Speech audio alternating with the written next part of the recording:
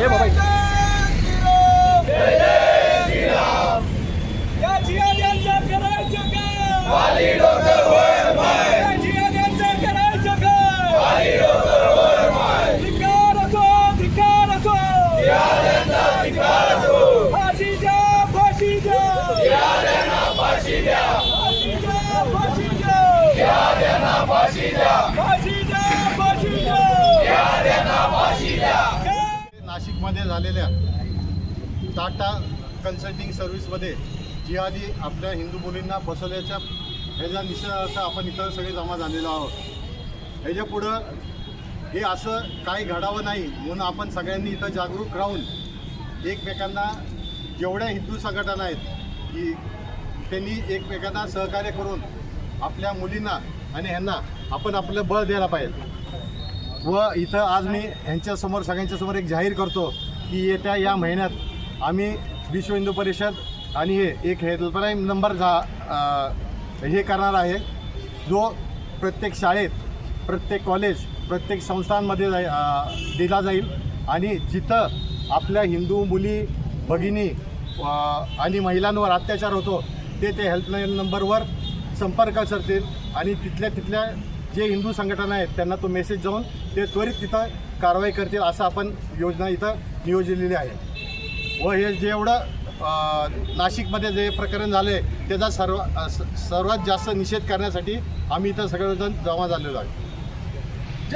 विश्व हिंदू परिषद व बजरंग दळ आणि हिंदुत्ववादी कार्यकर्त्यामार्फत आम्ही एकत्र आलेलो आहोत. कारण नाशिकमध्ये एक मल्टीनॅशनल कंपनीमध्ये टाटा कन्सल्टन्सी सर्व्हिस त्या मल्टीनॅशनल उच्च शिक्षित जिहाद्यांच्याकडून आपल्या हिंदू मुलींना, महिलांना टार्गेट करण्याचं तो षडयंत्र आखलं गेला. त्या संदर्भात आपण निषेधार्थ आपण एकत्र आलो आहे. आपण हिंदू संस्कृतीमध्ये महिलांना मातेचा दर्जा दिला आहे. आत्ता संसदेमध्ये आता 33% आरक्षण देऊन त्यांचा सन्मान